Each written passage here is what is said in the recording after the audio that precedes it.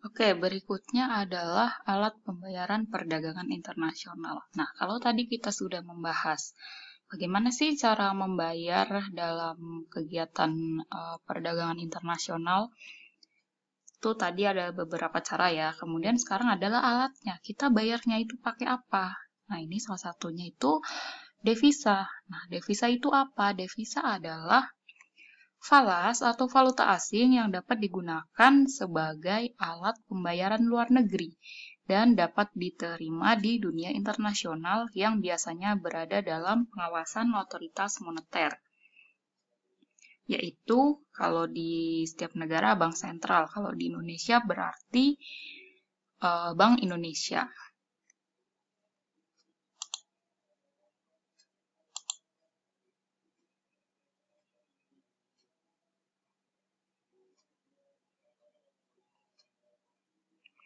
Berikutnya ada jenis-jenis devisa.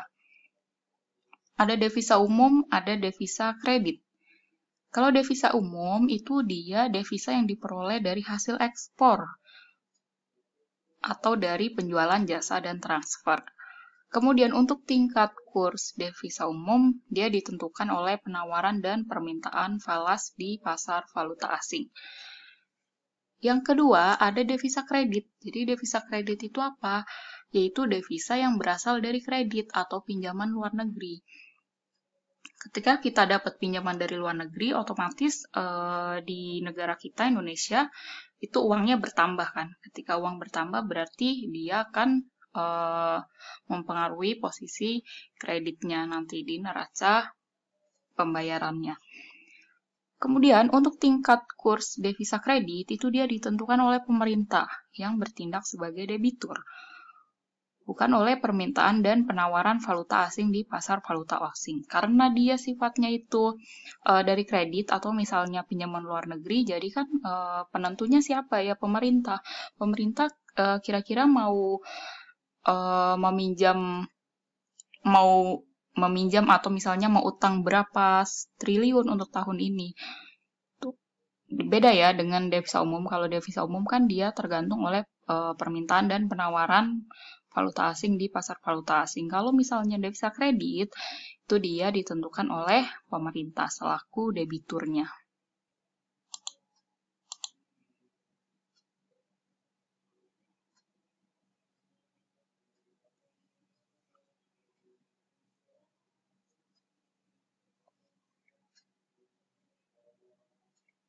Oke, next ada sumber-sumber devisa.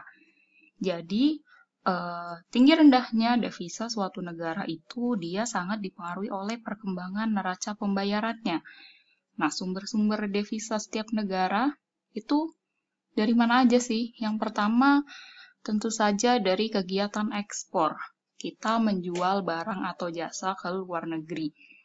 Nah, untuk negara yang terutama menganut sistem ekonomi terbuka, kegiatan ekspor ini dia itu merupakan salah satu andalan bagi negaranya untuk memperoleh devisa. Jadi, semakin banyak ekspor barang atau jasa, semakin besar pula pemasukan devisa bagi suatu negara.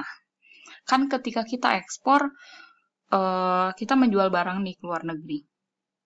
Kemudian si pihak luar negerinya itu atau importir pasti harus bayar ke kita. Nah, mata uang yang mereka miliki itu kan mata uang asing kan yang harus ditukarkan dengan negara pengekspornya. Tuh, jadi nanti devisanya itu akan meningkat juga seiring dengan peningkatan jumlah ekspor. Kemudian yang berikutnya adalah perdagangan jasa. Selain ada perdagangan barang, tentu saja ada perdagangan jasa. Siapa sih jasa itu maksudnya kayak gimana? Jadi, untuk negara-negara yang sumber daya alamnya itu kurang, itu dia biasanya mengandalkan sumber devisanya dari sektor jasa. Misalnya, untuk negara Singapura, dia mengandalkan jasa perdagangan sebagai sumber utama devisa. Jasa itu macam-macam ya, misalnya suatu negara mau ekspor ke negara lain atau mau impor, pasti kan butuh yang namanya jasa pengangkutan barangnya kan. Nah, itu juga bisa dijadikan sebagai sumber devisa negara tersebut. Yang ketiga adalah kegiatan pariwisata. Nah, kegiatan pariwisata itu misalnya ada kunjungan turis mancanegara maupun domestik. Kalau di negara Indonesia sendiri kan kita udah nggak asing lagi lah ya sama Pulau Bali, itu paling banyak turis asingnya. Nah, ketika turis asing itu masuk ke Indonesia, itu juga merupakan sumber devisa bagi negara kita. Semakin banyak turis yang berkunjung, semakin banyak pula devisa yang mengalir ke negara kita. Makanya tiap negara itu biasanya mereka berlomba-lomba buat mempromosikan pariwisata di setiap negaranya. Misalnya Indonesia itu sangat khas dengan kebudayaannya, ada berbagai macam. Atau misalnya dengan Pulau Dewata Balinya. Kemudian ada lagi misalnya di Korea, misalnya dia karena K-pop lagi hype banget, jadi dia berlomba-lomba untuk memperkenalkan budaya mereka, makanannya juga. Kemudian ada Pulau Jeju yang kayak Pulau Bali di Indonesia. Terus misalnya untuk negara Eropa, karena dia ada 4 musim, pasti kan untuk negara-negara Asia kayak Indonesia sendiri, yang biasanya cuma 2 musim, pasti yang paling diburu adalah musim dingin. Apalagi kalau suasananya itu pas Natal, itu pasti turis mancanegara itu sangat tertarik dengan salju dan Natal.